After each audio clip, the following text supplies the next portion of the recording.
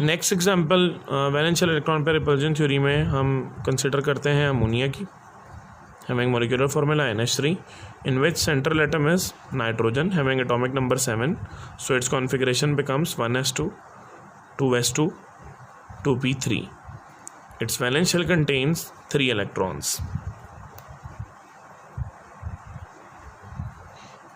1 2 3 4 5.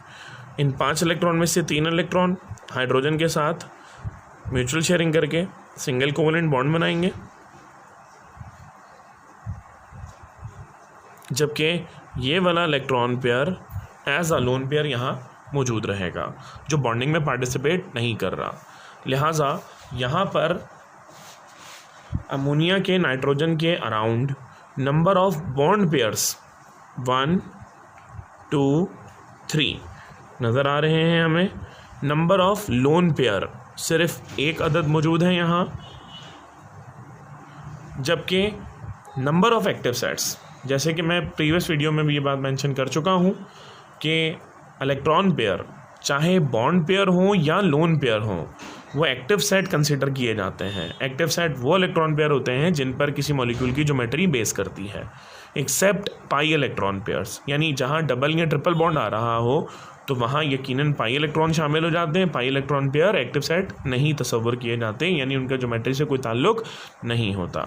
लिहाजा यहाँ पर 3 बॉन्ड पेयर और 1 लोन पेयर मौजूद है और बॉन्ड पेयर और लोन पेयर की कुल टोटल तादाद 4 है। लिहाजा यहाँ एक्टिव सेट्स की तादाद 4 है।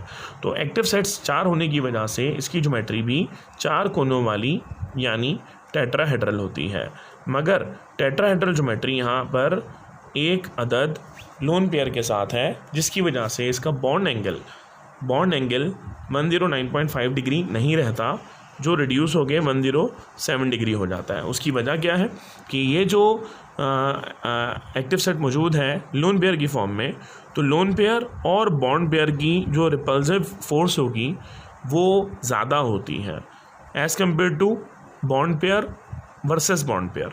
तो लोन पेयर बॉन्ड पेयर की रिपल्सिव फोर्स ज़्यादा होने की वजह से ये लोन पेयर दोनों साइड से इन बॉन्ड पेयर्स को स्क्यूज़ करेगा, दबाएगा, जिसकी वजह से इन बॉन्ड पेयर्स के दरमियान जो बॉन्ड एंगल होगा वो 109.5 डिग्री से रिड्यूस हो के 107 डिग्री हो जाएगा।